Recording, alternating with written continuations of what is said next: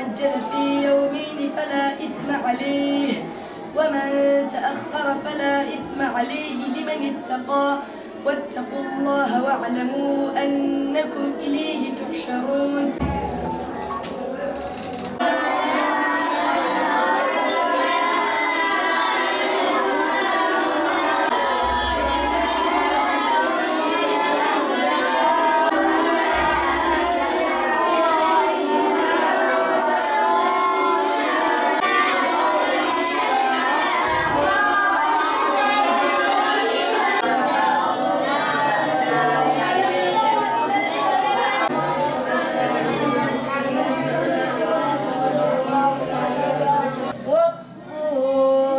وكتاب مسطور في رق منشور.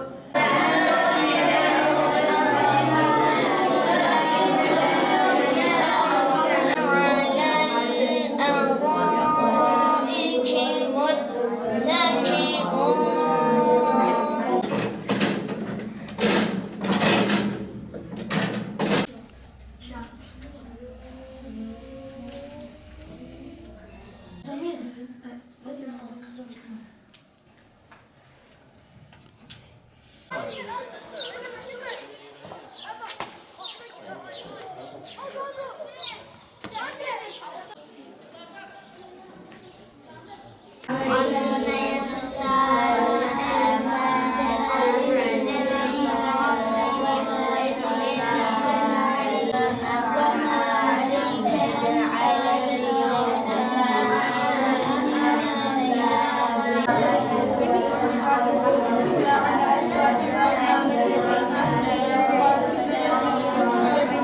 Kur'an kursumuz, Diyanet İşleri Başkanlığımız ve Milli Eğitim Bakanlığımızın ortak projesi Tepecik İmam Hatip Ortaokulu bünyesinde Bilgi Erkek Yatılı Kur'an kursunda okul ile birlikte hafızlık eğitimi verilen bir kurstur.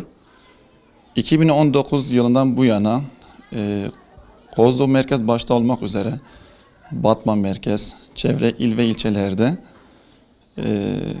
her yıl öğrenci ön kayıt başvurularıyla buraya öğrenci alımı yapıyoruz. Hamdolsun kursumuz bölgede rağbet görülen, tercih edilen bir eğitim yuvasıdır. Burada yaklaşık 90 tane öğrencimiz var. Bu öğrencilerimiz sabahtan öğleye kadar hafızlık eğitimini görüyorlar. Öğleden sonra akşama kadar akademi okul derslerini almaktadırlar. Burada öğrencilerimiz hem okul eğitimini, hem hafızlık eğitimlerini, hem değerler eğitimini, hem de sosyal etkinliklerle öğrencilerimiz hem burada eğleniyorlar, hem manevi değerleri yüksek bir şekilde adapla, ahlakla, ondan sonra saygılı bir nesil yetiştiriyoruz efendim. Anne babalara şöyle bir çağrıda bulunmak istiyorum.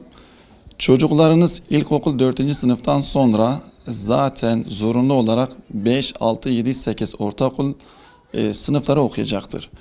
Durum böyleyken hele hele öğrencilerin gelişimi başladığı bir dönemden, teknolojinin, sosyal medyanın en üst zirvede olduğu bir dönemdeyken, ondan sonra sokaktaki tehlike onları bekliyorken, çocuklarınız böyle bir ortamdan değil de Kur'an'ın gölgesinden, okul derslerine geri kalmadan, adapla, ahlakla, hafızını yaparak geleceğin hafız doktorları, geleceğin hafız öğretmenleri, geleceğin hafız valileri olabilirler, geleceğin hafız bakanlarımız olabilirler.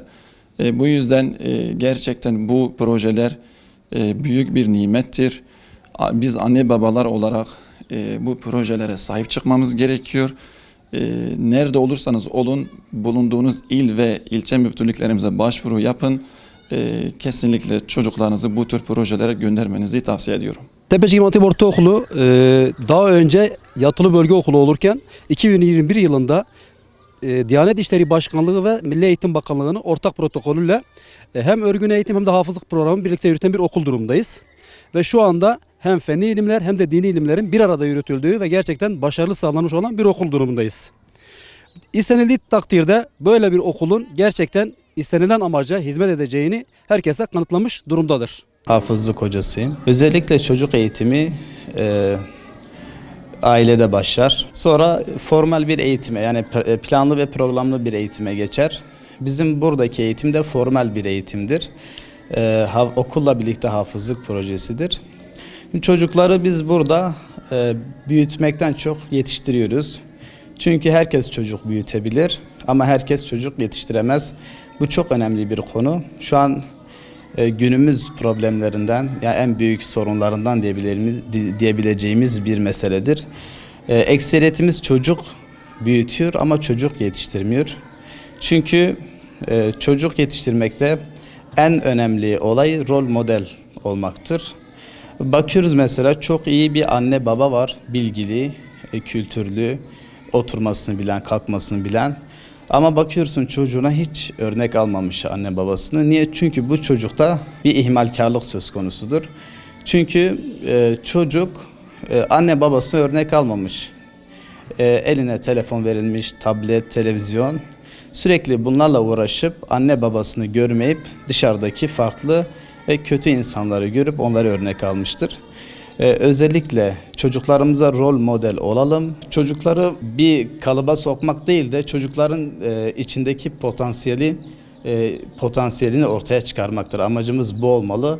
Bilge Erkek Yatılı Kur'an kursunda Kur'an kursu öğreticiliği görevini ifa etmekteyim. Ailelere çağrımız var. Bu eğitimi gördüklerinde hem dinini öğrenmiş oluyor hem okulu öğrenmiş oluyor. Okul eğitimini almış oluyor. Bu ikisini beraber yaptıktan sonra artık hangi görevi ifa etmek isterse o göreve yönlendiriyoruz çocukları.